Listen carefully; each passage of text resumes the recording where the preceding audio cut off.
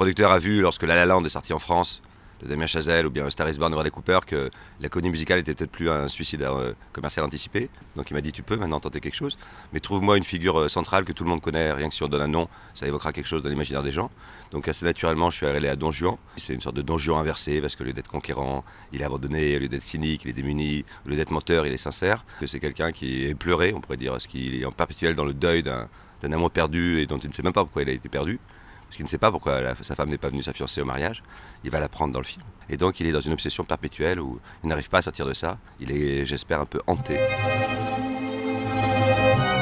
Ma femme que j'aime m'a quitté.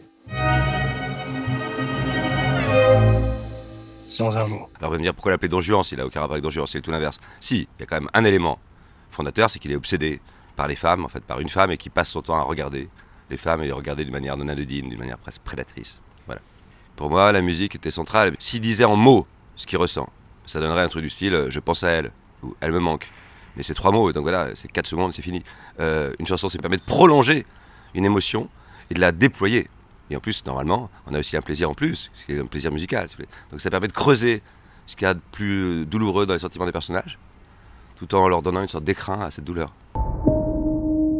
Quand une femme quitte un homme, c'est qu'elle ne l'aime plus. C'est pas la découverte du siècle? Qu'est-ce qui se passe là? Donc en gros, mon seul crainte, c'est que Tahar apparaisse comme son petit frère, parce qu'il paraît très juvénile, très innocente dans la vie, je veux dire, très jeune, quoi.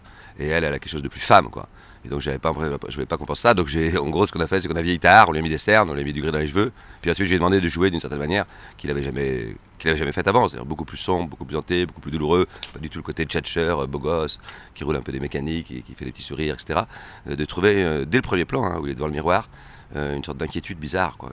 Parce qu'en plus, le film, au fond, est un film, disons, d'auteur, voilà, qui pourrait avoir un côté littéraire, qui l'est peut-être, mais je trouve par exemple que les 2 acteurs principaux ne sont pas littéraires, ni dans leur physique, ni dans leur jeu. Je ne trouve pas que Virginie Efira, par exemple, ait une beauté littéraire, comme Charlotte Rampling, ou quand elle incarne des alter ego, elle a un jeu qui est très très immédiat. C'est-à-dire, si elle joue une femme joyeuse, elle va rire tout le temps. Si elle joue une femme timide, elle va être timide tout le temps. C'est très immédiat sur la caractérisation. Alors qu'inversement, quand elle joue Julie, son rôle à elle, la caractérisation n'est pas du tout immédiate, parce que c'est un film où elle est essentiellement interrogative. C'est pas du tout un film comme dans Verhoeven ou Trier, où je sais pas, où elle va pleurer, hurler, faire l'amour.